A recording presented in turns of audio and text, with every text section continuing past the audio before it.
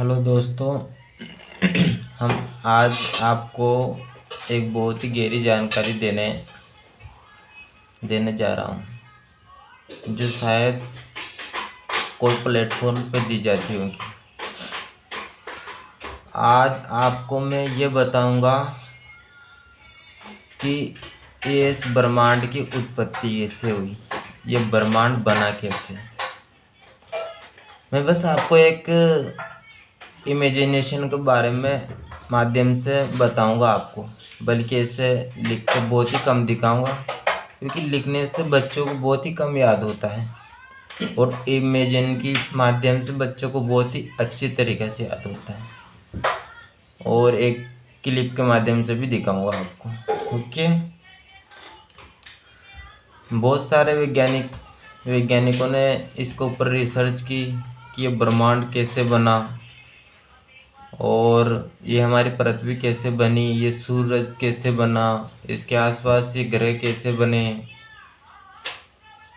तो सबसे जो प्राचीन परिभाषा थी या पुरानी परिभाषा थी,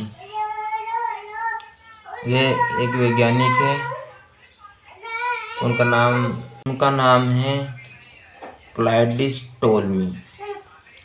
उन्होंने ईस्वी के 140 ईस्वी में यह परिभाषा दी थी कि पृथ्वी ब्रह्मांड के केंद्र में है और सूर्य व अन्य ग्रह इसकी परिक्रमा कर रहे हैं और इसके चक्कर लगा रहे हैं। बल्कि जब 1543 में टोल्मी ने एक और परिभाषा दी, उसमें बोला कि सूरज केंद्र में है और ये सभी ग्रह इसके चक्कर लगा रहे हैं। ये परिभाषा बहुत ही सही निकली, लेकिन फिर भी ये पूरा ब्रह्मांड नहीं था।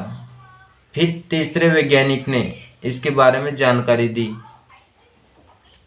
कि ब्रह्मांड बहुत ही बड़ा है, ये तो मात्र सूर्य का सौर मंडल है जो बहुत ही इस ब्रह्मांड में छोटा है। फिर जैसे जैसे जैसे आगे बढ़ते गए तो बहुत सारे वैज्ञानिकों ने इसकी परिभाषा दी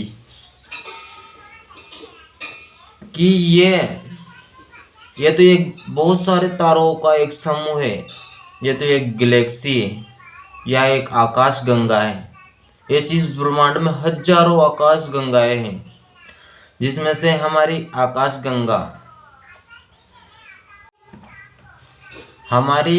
गंगा का नाम एंड्रोमेडा है, जो 2.2 प्रकाश वर्ष की दूरी पर स्थित है। और हमारी आकाश गंगा के पास ही एक मिल्की है, जो बहुत सारे तारों का समूह है। ये दूध की तरह दिखने के कारण उसे मिल्की नाम दिया गया और अपनी पास की आकाशगंगा का नाम मंदाकिनी है, जो एक सर्पिल आकार में है। इस प्रकार इस ब्रह्मांड में बहुत सारी आकाशगंगाएं हैं और वैज्ञानिकों का ऐसा मानना है कि यह ब्रह्मांड दिनों दिन बढ़ता ही जा रहा है।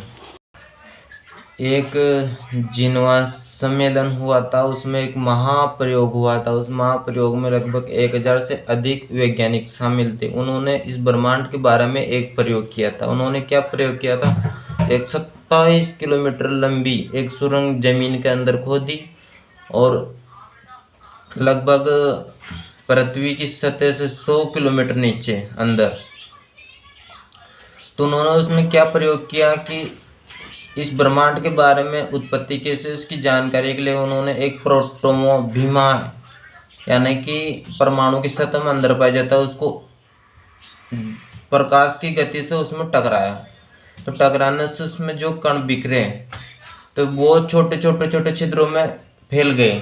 तो उन्होंने इसी प्रकार इस ब्रह्मांड के बारे में सोचा कि कैसे बना, तो उसको टकराया तो उसमें छोटे छोटे कण निकले। तो इसी प्रकार इन्होंने सोचा क्यों ना कि ये ऐसे ही प्रोटॉन इस भीमा से टकराया होगा और इसमें छोटे छोटे गैस के गोले निकले। इस प्रकार तारे, ये ब्रह्मांड, सूर्य, सौरमंडल, पृथ्वी आदि ग्रह से निकल गए होंगे और ये अपने सतह पर गुरुत्वाकर्षण बल के कारण एक दूसरे से खिंचाव के कारण ये ब्रह्मांड में घूम रहे हैं।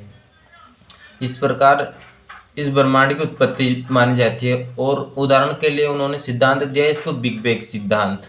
ये बहुत ही प्रसिद्ध सिद्धांत और ये मान्य भी है। ऐसे ही ब्रह्मांड की उत्पत्ति हुई है।